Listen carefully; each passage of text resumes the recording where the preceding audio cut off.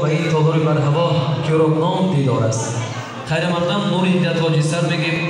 هر کدوم شما را به این باز در این خرسندی در این لحظه های شادی و فرح نور دیده تاج بر سر بگیم.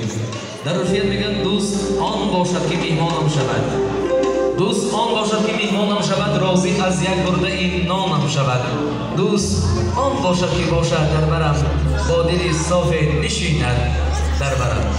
امروز هر کدام شما با دل نیت پاک آمدید خدمتان نوری دیده تاج بر سر میگیم.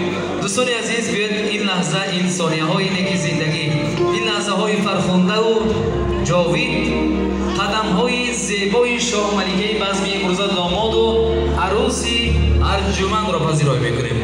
این لحظه تحت نوای دلکش و دلنشین گروه آوازدار سامان من شاه ملیکه بزمی امروز داماد و عروسی گرامی را به سر تخت شاهانه تحت قرصک‌های پرموج شما و رقص‌های دلکش دعوت میکنیم.